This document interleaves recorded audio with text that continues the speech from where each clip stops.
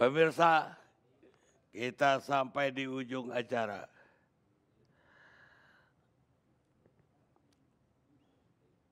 Sekarang kita mau bergabung dengan budayawan Sujiwo Tejo.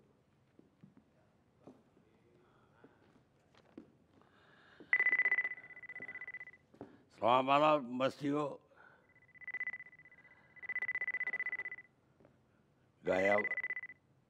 Gaya banget, kemana lihat itu. Mas Jiwo, kita mau ngobrol tentang budaya. Budaya kita itu kan ketika hari Lebaran, hari raya Idul Fitri, itu habis sholat Id, itu silaturahmi.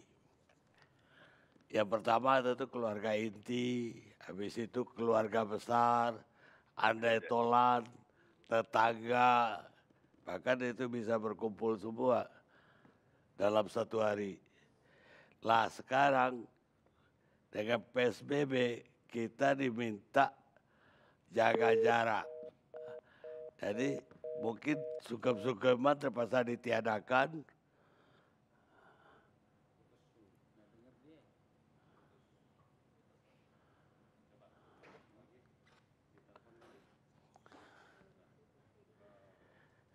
Oke, Pak Ridwan.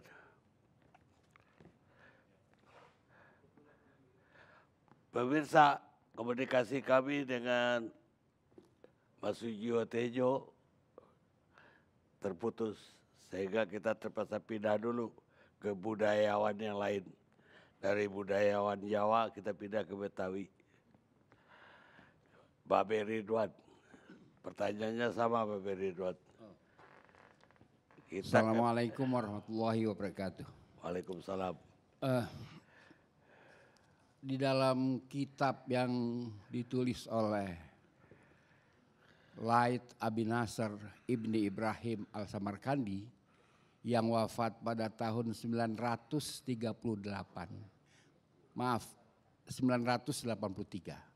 Jadi beliau hidup pada abad 10. Wafat dimakamkan di Kapuk Teko, Jakarta Barat. Makamnya sekarang menjadi danau. Naskah yang beliau tulis, 2 kitab, yang satu namanya menurut logat Betawi baca-bacaan, sebenarnya itu kitab doa. Yang kedua masail, masalah-masalah. Itu kitab itu ada di British Library, ditemukan oleh Raffles. Dia orang yang pertama menyebarkan syariat Islam. Karena Islam masuk pada abad ke-8 atau abad ke-9 Hijriah. Itu waktu belum selesai kodifikasi hadis. Tauhid lebih dulu dibawa oleh orang-orang Imarat. Itu temuan-temuan berupa Zambia, senjata Imarat, dan uang rubaiyah, logam, itu ditemukan di Lamuri. Itu berasal dari abad ke-8 atau 9. Baru setelah itu syariat. Di abad 10 itu sudah ada kodifikasi hadis. Di dalam kitab Masail itu yang dibahas sembahyang. Ditulisnya sembahyang, bukan sholat. Nikah. Dan menyelenggarakan jenazah. Tidak ada puasa. Karena puasa sudah dijalankan sebelum kedatangan Islam. Istilah puasa bertahan sampai sekarang. Maaf Pak Sekjen, saum itu tidak berhasil menggantikan puasa dalam lidah orang Indonesia. Kemudian Lebaran. Idul Fitr itu juga tidak berhasil mengganti istilah Lebaran. begitu mengakarnya perkataan lebaran. Lebaran sebelum kedatangan Islam itu lebaran artinya adalah penutupan puasa. Itu arti lebaran. Itu berkumpul orang. Kemudian sama-sama ziarah kubur. Lalu kembali ke rumah masing-masing, istilah orang Jawa tadi digunakan oleh Pak Karni, sungkem atau apa itu meminta maaf, saling memaafkan. Itu yang terjadi. Ini Islam, syariat Islam masuk ke sini abad 10, sebelum abad ke-10 itu sudah, bukan saja di Jakarta, di tempat-tempat lain. Terlalu mengakar ya, saya tidak bisa bayangkan itu bisa berubah begitu gampang. Sebagaimana kalau dengar laporan Wagub Jatim sangat mengejutkan, bilangan mereka yang pergi mudik, berarti itu bisa jebol juga. Adat di sini terlalu kuat, Pak. Di dalam kitab sejarah yang dibahas cuma kerajaan. Padahal ada 3 sistem sosial yang berlaku di sini. Kerajaan, zona ekonomi, dan masyarakat adat, komunitas adat. Perang Patimura, Patimura adalah kapitan, pimpinan adat. Perang Sisingamangaraja, beliau ada pimpinan adat, tidak ada kerajaan, tidak ada power system di Tapanuli, tidak ada power system di Saparua, tapi di situ ada zona ekonomi dan komunitas adat. Bagaimana dengan perang di Ponorogo? Faktanya, catatannya, kerajaan Mataram tidak terlibat. Jadi ini perang apa? Kasus belli, alasan berperang adalah tanah ulayat yang di bawah pengawasan Pangeran Diponegoro mau dirampas oleh Belanda. Jadi begitu kuatnya adat di sini. Adat ini merupakan tulang punggung dari peradaban Indonesia. Tidak begitu mudah. Ini adalah kekayaan kita. Ini adalah yang membentuk keindonesiaan. Dan ini juga merupakan modal bagi kita untuk ke depan. Ini kekuatan kita, Pak. Jadi karena itu faktor-faktor budaya atau dimensi kebudayaan harus menjadi pertimbangan dalam mengambil segala keputusan. Yang menyangkut dengan kasus COVID-19, orang ingin mendengar prospeknya apa. Karena kita sudah terbiasa dengan kalimat akhir zamannya bagaimana dari COVID ini. So far tidak ada yang menyampaikan, bahkan hanya dikatakan berkepanjangan, ya kan. Kalau merujuk kepada WHO lebih pening kita, sebentar dia kata vaksin baru bisa diketemukan 1,5 tahun kemudian, besok lusa dia mengatakan ini 5 tahun baru selesai, itu 2 hari lalu dia bilang begitu WHO. Kemudian dia bilang lagi bahwa ini tidak akan tuntas, itu ada keterangan-keterangan dia. Ini menimbulkan rasa gelisah. Tapi maaf ya kalau saya menggarisbawahi Anies tadi memberikan prospek keterangannya. Bahwa kalau kita tertib maka pada 4 Juni sudah dapat apa istilah sekarang new normal. Itu memberikan prospek. Ini yang diperlukan. Kita tidak cukup mengucapkan atau mengutip diksi yang tidak jelas, berkepanjangan itu kan nggak jelas. Dan kita telah mempunyai kepribadian sendiri. Saya berkali-kali menggarisbawahi kebijakan pemerintah yang tidak melakukan, sebenarnya itu bukan lockdown, PSBB itu bukan lockdown. Kita tidak mengikut begitu saja WHO. WHO yang begitu tegas, lockdown. Dia tidak berdaya dengan Amerika Serikat yang tengah mengepung Cina, apakah di situ ada social distancing? Nggak ada dong. Social distancing di mana? Ya kan? Apakah di situ ada masker? Nggak ada dong. Masa dia pakai masker? Sesuai dengan ketentuan-ketentuan militer yang berlaku. Apakah itu pasukan Vietnam yang sudah sangat siap menghadapi Cina? Apakah itu pasukan Taiwan? Atau di lain sisi, di belahan lain, Israel dan Persia dan Iran sama-sama siap. Apakah mereka pakai masker? Sebab ekspresi sebagai militer harus ditampakkan dengan masker terhalang. Kita juga terhalang untuk membuktikan bahwa Indonesia adalah bangsa yang ramah tamah. Indonesia bangsa yang murah senyum. Dengan masker, senyum kita tertutup berbulan-bulan. Saya khawatir suatu hari kita katakan gak perlu lagi masker, kita udah lupa caranya tersenyum. Itu yang saya khawatirkan. Jadi di dalam kerangka ini dimensi kebudayaan harus dipertimbangkan. Dimensi kebudayaan harus dipikirkan. Dan faktor keyakinan itu akan bertambah dengan silaturahmi. Saya kira spekulasi saja kalau dikatakan bahwa akan meningkat grafik penularan COVID jikalau orang pada lebaran silaturahmi. Atau bisa juga sebaliknya. Karena bertambah keyakinan orang, bertambah kepercayaan diri orang di dalam hari yang sangat berbahagia itu, yaitu hari lebaran. Itu juga faktor-faktor itu jangan diabaikan begitu saja. Ini adalah soal peradaban, Pak.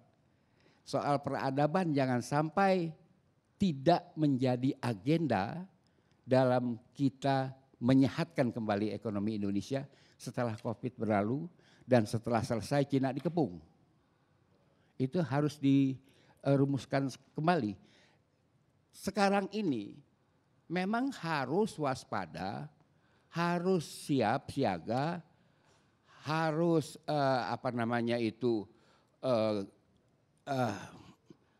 berpikir keras untuk mengakhiri atau mengurangi atau menekan serendah mungkin bahaya COVID-19.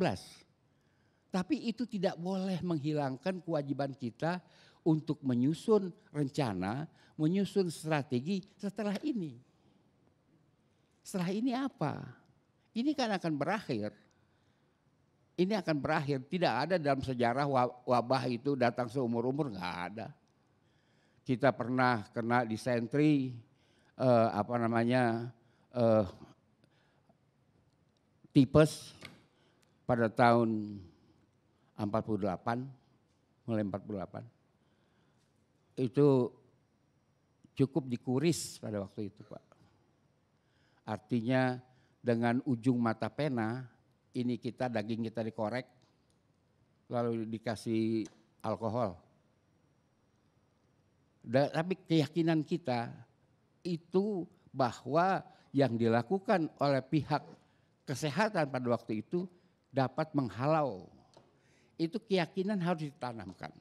Jangan kita hamburkan sinisme di kalangan masyarakat.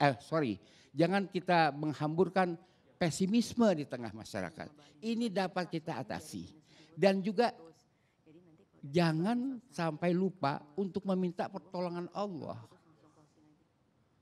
Minta pengampunan kepada Allah. Itu haruslah para tokoh itu mengatakan itu di depan publik. Di depan publik harus mengatakan itu. Tanamkanlah keyakinan diri, kita akan sehat.